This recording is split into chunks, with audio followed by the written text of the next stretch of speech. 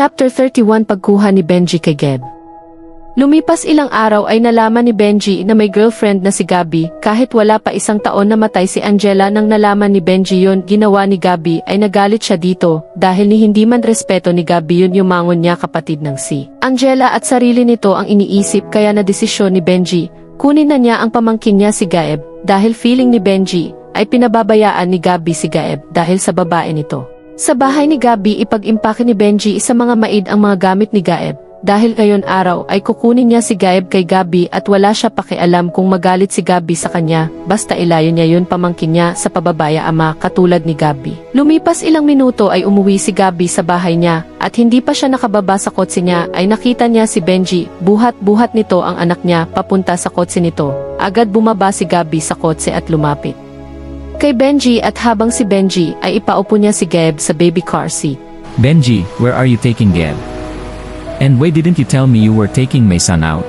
I'm not taking him out, but I'm going to take Gaeb from you. I'm going to keep him away from you. What? But why would you take my child away from me? Because you are a neglectful father to my nephew Gaeb. You thought, I don't know that you have been doing this since my sister died. You are dating other women. You don't even respect Angela and you are neglecting your son, so we'll take Gaeb. No, you can't take away my son from me. I'm his daddy. I have rights as Gaeb's father, so won't let you take Gaeb.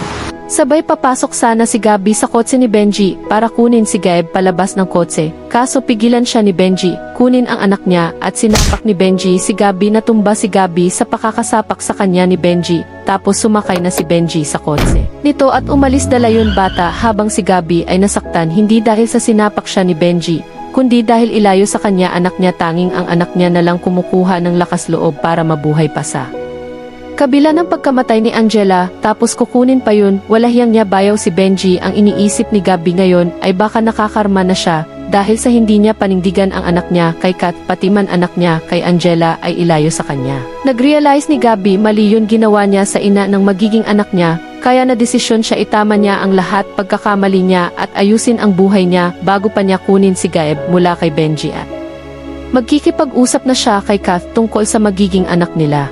Sa kabila banda sa bahay nila Tony ay ikwento ni Kath kay may kayon desisyon ng tita Lily niya na pagkasalan siya kay Gabi para ayaw ng tita niya at magulang niya na lalabas sa mundo ang anak niya na wala ama kahit alam nila Juan at Carol ng si Gabi nakabuntis kay Kath kahit ayaw nila sa lalaki yon dahil may kapansanan nito ay kailangan pa rin panindigan ni Gabi si Kath. Bestie, sure ka ba? Pumayag ka ba sa desisyon ni Tita Lily na ipapakasal ka kay Gabi di ba sa huling pagkikita niya ay sinabi niya sa'yo ayaw niya ako inyan? Oo, kaya ako pumayag ipakasal ako kay Gabi para sa anak namin at baka nabigla lang si Gabi nung sinabi ko sa kanya buntis ako kaya sinabi niya yun. Anak mo lang dahilan? O mahal mo pa rin si Gabi kaya ka ba pumayag sa desisyon ni Tita Lily? Oo, aaminin ko mahal ko pa rin si Gabi kahit kailan hindi pa rin mawawala ang pagmamahal ko sa kanya. Paano kung ayaw niya pakasalan ka at anak lang ang kaya niya panindigan ano gagawin mo?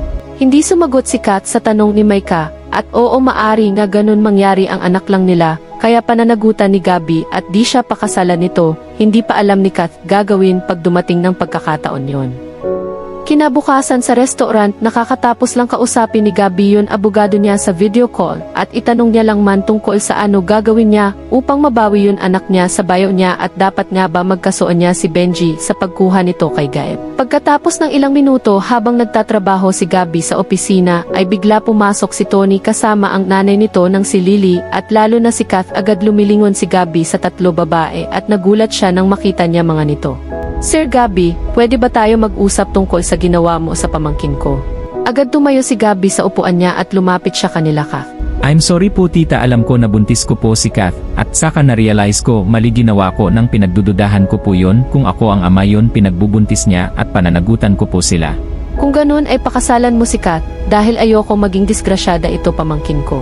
Nagulat si Gabi sa sinabi ni Lily at ang plano talaga niya akuin niya yun anak niya kay Kath. At napapakaama sa bata yun dapat niya gawin sa magiging anak nila ni Kat pero wala sa plano na pakasalan niya si Kat dahil wala na yun pagmamahal niya. Simula noon nalaman niya may sakit si Angela parang ang pagmamahal ni Gabi kay Kat ay nalaho na at pumunta na kay Angela ng panahon yun. Sige po tita, papakasalan ko si Kath para sa anak namin. Wala na siya choice kaya yun sagot niya kay Tita Lily kahit hindi niya na mahal si Kath, ay kailangan niya pakasalan si Kath.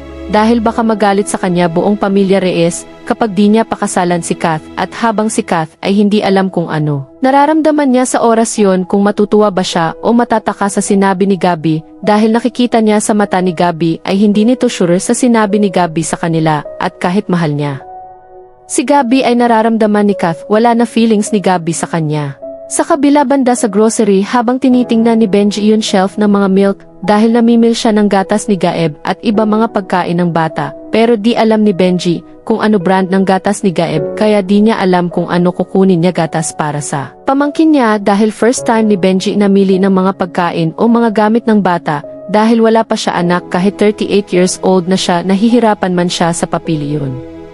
Gatas ng pamangkin niya ay hindi niya iniisip na suliin si Gaeb sa ama nito ng si Gabby dahil ginusto ni Benji na kunin niya yun bata mula sa ama nito. Samantala habang nalalakad si Maika sa grocery para mamili ng pagkain niya para sa isang linggo supply ng pagkain tapos natulala siya dahil sa ganda ng grocery sa Amerika mangha si Maika sa grocery habang tinutulak niya grocery cart niya pero di siya nakatingin sa dinadaanan niya tapos nasa shelf ng mga gatas na si Maika pero tumitingin pa rin siya kung saan-saan dahil sa hindi nakatingin sa dinadaanan si Maika ay binangga ng grocery cart niya ang isang mukha Amerikano na lalaki at tumigil yun lalaki sa pagbabasa ng kahon ng gatas at tumingin na masama yun lalaki kay Maika.